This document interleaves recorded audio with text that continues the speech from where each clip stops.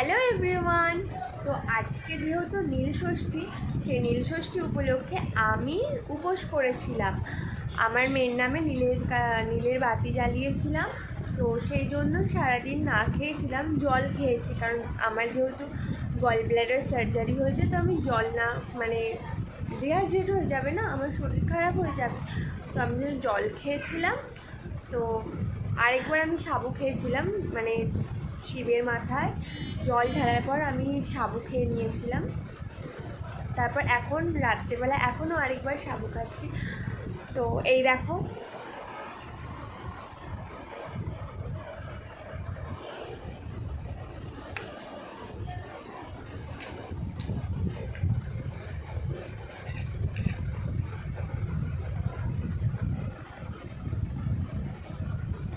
আর সাবুটা মেখে দিয়েছে আমার মা, খুব টেস্টি। আর সত্যি কথা বলতে সাবু খুবই ভালো লাগে। তো তোমরাও যারা যারা উপোস করেছো তারা সাবু মাখা খাও। আবার অনেকের মধ্যে শুনেছি, যারা এদেশীয় তাদের মধ্যে শুনেছি লুচি তরকারি খায়। আমরা যেহেতু বাঙাল তার জন্য সাবু মাখা খাচ্ছি, কিন্তু আমার খুব লুচি তরকারি খেতে ইচ্ছা করছিল।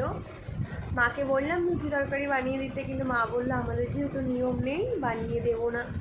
কী আর করবো, সাবুই খাই।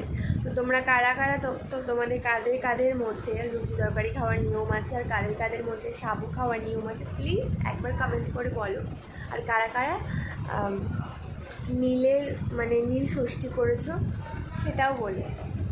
আর ঠাকুরের কাছে কামনা করব, প্রার্থনা করব, তোমরা যারা যারা নীল ষষ্ঠী করেছো তাদের সন্তান যেন সবসময় ভালো থাকে, সুস্থ থাকে। আর যারা যারা করোনি বা করতে পারোনি তাদের সন্তানও যেন সারা জীবন ভালো থাকে। টাটা।